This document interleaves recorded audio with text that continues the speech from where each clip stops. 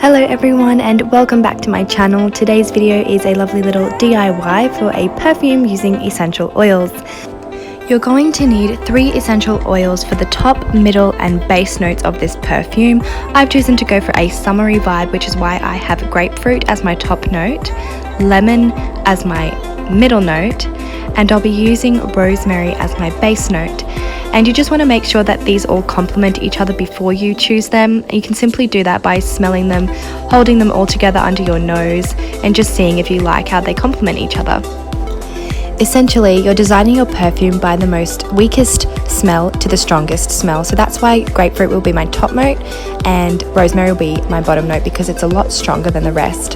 So with the vodka, you're going to need only 50 mils. I managed to find this little 200 ml bottle, but we won't be using all of that. We're just going to need 50 mils, and it doesn't matter which brand of vodka you get, whatever is cheapest for you.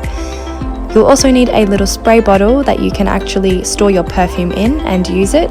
I just got this from a little aromatherapy store in my city, but I know you can get them online as well. And you do want an amber glass because this helps with any essential oils that could be photosensitizing. If they were in a clear bottle, the sunlight could damage them. I also recommend using a little funnel to transport the perfume into the actual jar. It makes the whole process a lot easier.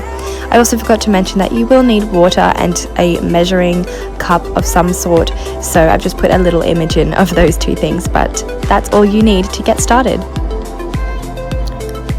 So the first thing I'm going to do is take my vodka and measure 50 mils in a little measuring cup, and this measuring cup is going to just stay as my little, I guess, bowl that I'm going to be mixing everything in all together.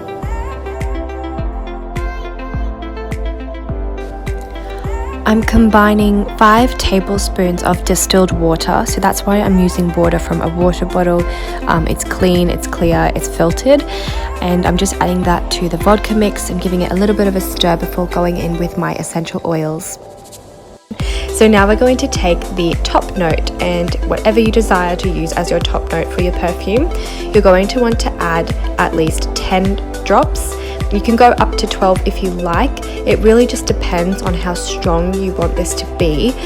I will say that I wish I had have added more grapefruit, because once the perfume was made, I really couldn't smell it. The lemon was very overpowering. So that's just a heads up. You may trial and you may fail, but it's all good. You've just got to see what works for you and have fun in the process.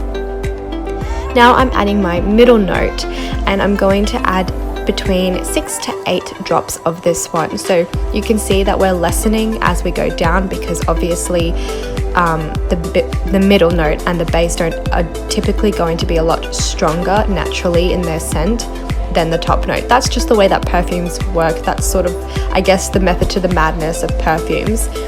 So then we're going to use the strongest smelling essential oil, which is rosemary in my case, and that's only going to need 3 to 6 drops.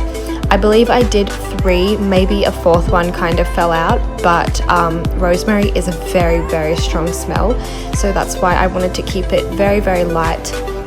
And then I'm just blending them in between, as you can see, mixing them together before we're going to transport them into our little spray bottle.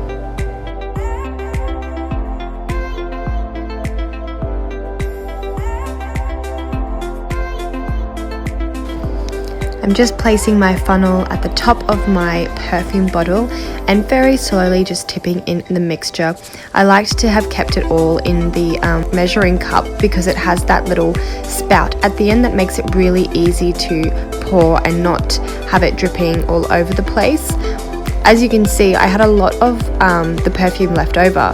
It made quite a lot of the mixture, so I actually had a second perfume that I could make as well and give to someone, which is really nice. And then that's pretty much everything done. You can get crafty and make a little label for your perfume. If you've got like really cute label makers, I wish I did, but go ahead and use them, because it just makes it look so much more professional. I just use little random stickers that I already had, and I named my perfume Happy Days because that's kind of the vibe I was going for, and I listed all the ingredients as well, because that is an important safety sort of thing when it comes to designing any sort of cosmetic product. there you go guys. I hope you enjoyed this video and I will see you in my next one. Lots of love. Bye.